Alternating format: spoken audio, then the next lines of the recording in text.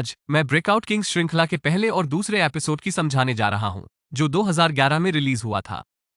Episode खुलता है जब एक कैदी अगस्त टिलमैन खुद को बिस्तर के नीचे छिपने की अभ्यास कर रहा होता है। कुछ ही पलों बाद उसे एक वेयरहाउस में काम करते दिखाई देता है, जहां उसने जानबूझकर एक नंबर प्लेट तोड़ा और फेंक दिया, कहते हुए कि यह खराब हो गया है। यहां दिखाया गया है कि उसने पहले से कई नंबर प्लेटें कूड़ेदान में इकट्ठा की हुई थी। उसी तरह चलते हुए उसे गोदाम से टूटे हुए नंबर प्लेट्स फेंकने के लिए इमारत से बाहर निकलते हुए दिखाया जाता है। एक सुंदर लड़की ने गार्डों को ध्यान दिलाकर उसने एक साथ इकट्ठे किए गए नंबर प्लेटों की मदद से एक पुलिस बस के नीचे छुप जाता है। भाग्य से गार्ड उसे नहीं देख पाते और बस को बाहर निकलने देते हैं। कुछ ही पलों बाद टिलमैन अपनी छिपाई हुई जगह से निकलता है और ड्राइवर के साथ साथ पैसेंजर सीट पर बैठी एक लेडी पर हमला करता है। रे जैकिनेली की ओर बदलता है, जो पूर्व यूएस मार्शल हैं और उन्हें अपराध स्थल से पैसे चुराने के दोषी ठहराया गया था, जिसके बाद नौकरी से निकाल दिया गया था। वर्तमान deputy US marshal Charlie Duchamp आधे रास्ते के घर के बाहर उससे मिलता है और टिलमैन को जेल में वापस लाने के अपने नए मिशन में उसकी मदद चाहता है। बाद में पुलिस स्टेशन में चार्ली ने रे से एक सूची दी और उससे अपने उम्मीदवारों का चयन करने को कहा जो कुछ भागने वाले कलाकार हों। वे ऐसा इसलिए कर रहे हैं क्योंकि मामले को सुलझाने और टिलमैन को ढूंढने के लिए असली भागने वालों की मदद चाहते हैं। इस दृश्य में हमें अमेरिकी जेलों से 4 भागने वाले कलाकारों से परिचय कराया जाता है। एक फाइटर गंडरसन डबवर्स से चलाया गया। फिलोमेना यानी फिली एक बाउंटी हंटर और एक्सपर्ट ट्रैकर है।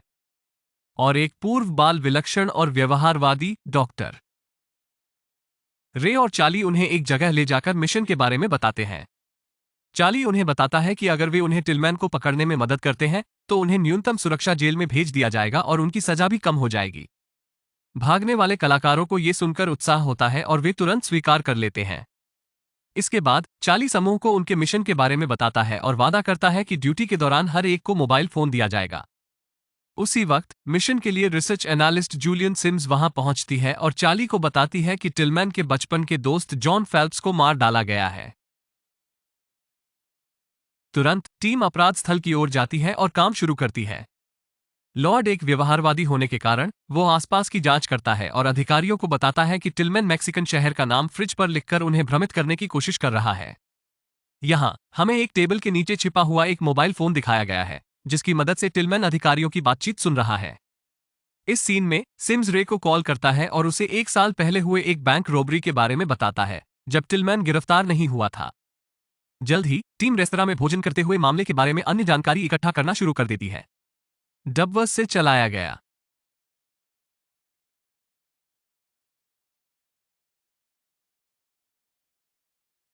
दूसरी तरफ टिलमैन पहले से ही जिम्बो के घर में है और उसे पैसों के बारे में पता लगाने के लिए तोड़-तुड़ कर रहे हैं, जो उन्होंने 1 साल पहले लूटे थे। जब जिम्बो जवाब नहीं देता, तब उसे हथौड़े से मार जाता है। क्षण भर बाद अधिकारी वहां पहुंचते हैं और जिम्बो को एक कुर्सी पर मृत पाते हैं। रे एक टेबल के नीचे फोन देखता है और टिलमैन को धमकाता है कि उसे जल्द ही पकड़ लेंगे। बाद में पुलिस कारमेन मैनहोफर के घर जाती है, जो शर्ली बैंक में काम कर रही थी जब डकैती हुई थी। खतरा महसूस करते हुए कामेन के बॉयफ्रेंड अपने शब्दों से ऑफिसर्स को भटकाता है, जबकि कामेन घर से दूर चली जाती है। भाग्यशाली तरीके से चार्ली ने शे को पीछा करने कहा और उसे सफलतापूर्वक रोक लिया।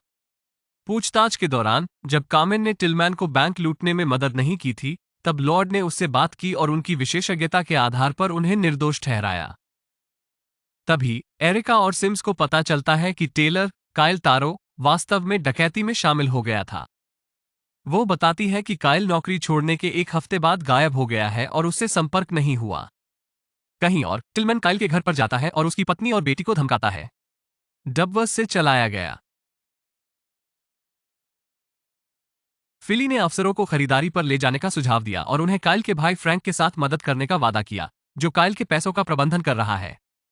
कुछ ही देर बाद फिली और लॉर्ड, जो एक कपल बने थे, फ्रैंक के बार में पहुंचते हैं, जहां फिली फ्रैंक को आकर्षित करने की कोशिश में घूरती रहती है। बार बंद होने के बाद फ्रैंक उसे एक कमरे में ले जाता है और फिली नाचना शुरू कर देती है। जब फ्रैंक का ध्यान भटकता है, तब वो उसका सेल फोन चुरा लेती है और बाहर निकल जाती है, कहती हुई कि वो तुरंत वापस आ जाएगी।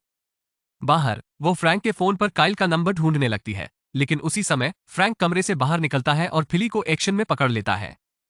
उसने उसके गले पकड़ लिया और धमकाया।